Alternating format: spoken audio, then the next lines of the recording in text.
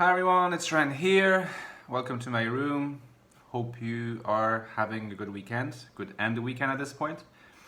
In this video, I would like to talk about the famed and yet perhaps not so well understood aha moment of the INFJ. So that is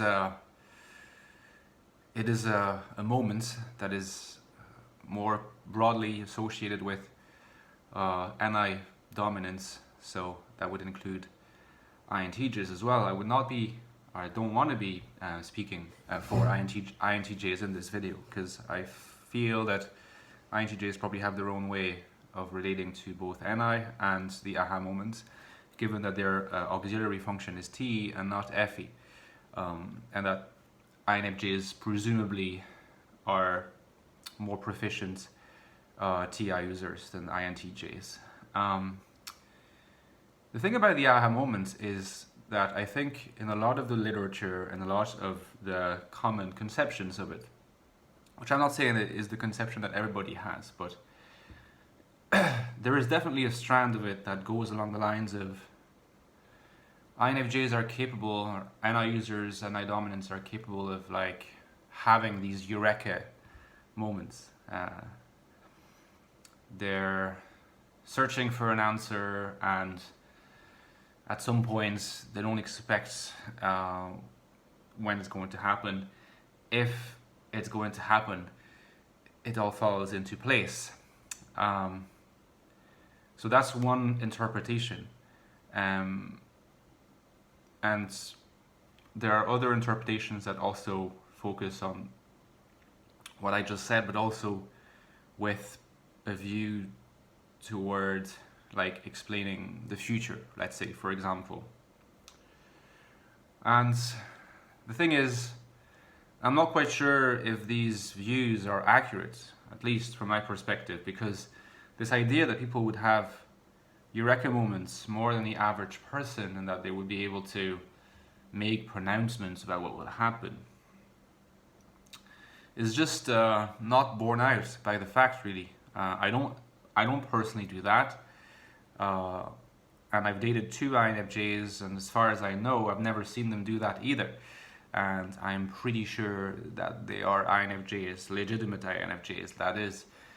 And so I think that there is definitely something to the aha moments that has correspondence in the experience of an INFJ, for example. But it's not quite that. It's something different, I think. And in this video now, I'm going to try to sort of explain how I feel that it happens in my life. I've noticed that, when you're facing a problem, and it can be a mathematical problem, but it can also be any problem, really. Perhaps more so of an intellectual nature. You're reading something and you're trying to sort of answer a question based on the reading. I know that when I was in school, I just always had a very unusual approach to doing that. And the reason why I'm saying that it was an unusual approach is that it didn't seem to follow the same course as the problem solving of others in my class. The problem solving of others often seems to be more competent, more structured, and in a way more externalized. I have to proceed A to B, my reasoning leads to C, solve this, move on to the next stage. And again, like, that sounds like I'm talking about a scientific problem, but it could really be applied to commentary on a literary text, being able to sort of proceed logically from step to step. And I know that in my case, it's never really happened like that. To the extent that sometimes I'd be like looking at others and feeling like I'm just not doing things right or somehow incompetent. And yet, at the end, often I'd manage to just come up with something that I didn't see coming, And that turned out at the time to often, in this case, let's get better grades than others. And I've always been kind of fascinated by this process. Of course, also wondered oftentimes whether everybody was like that, but based on having worked with other people, and I don't think that's the case with everyone. And I think it has to do with the way in which I make sense of the information that's presented to me. I don't relate to it in an extroverted manner, via NE or via SE or via TE, but also NI, I think, has a way of relating to this information, to this data, that is, as we know, very pattern-seeking, but unconscious as well, which means that you create patterns without really noticing that you are. But not just that, it also means that the best way to make the best use of your abilities, of your propensities, is to kind of allow NI to do that without neutering it by seeking to proceed as if you were a TI dominant or a TE dominant.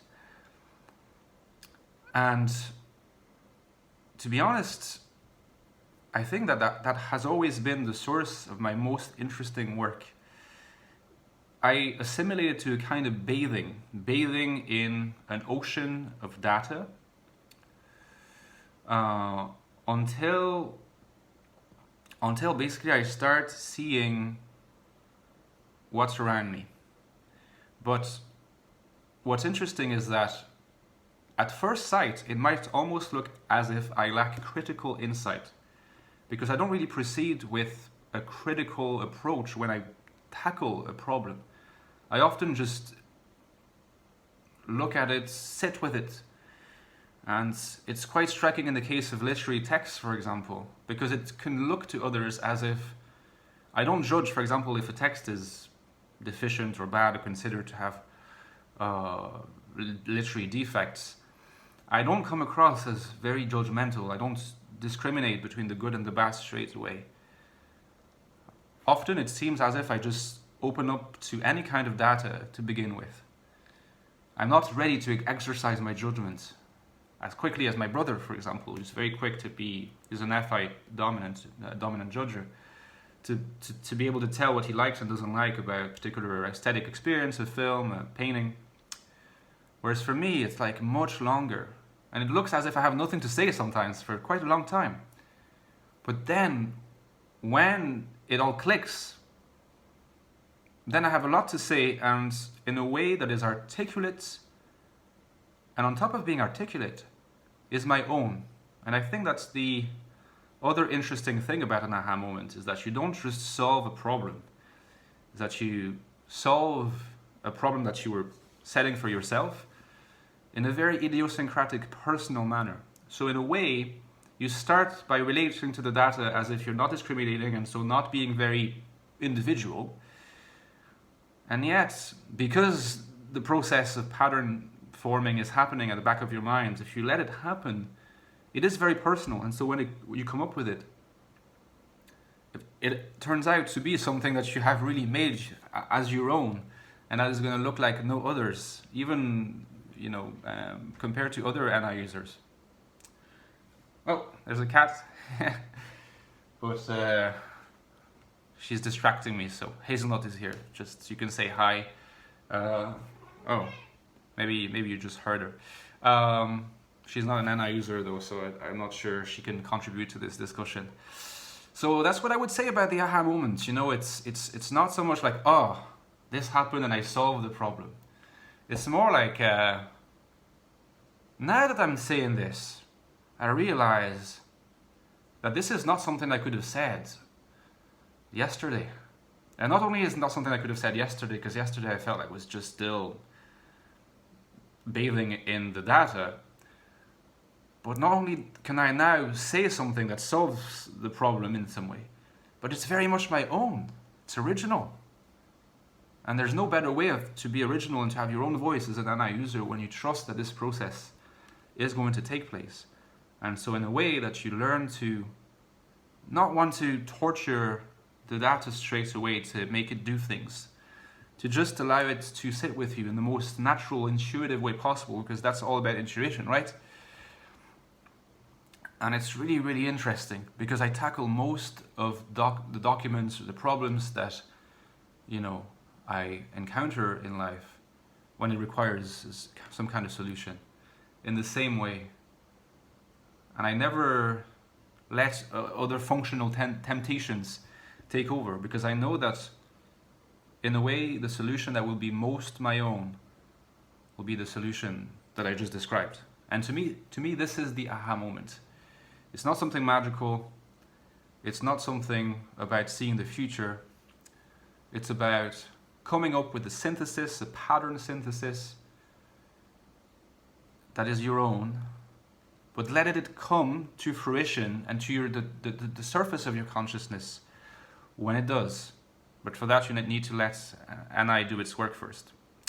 So let me know in the comments if this resonates with you at all, and if you want to compliment my picture, because I'm sure it can be complimented, that would be great. So let's have the conversation continue down below. See you soon, guys. Ciao.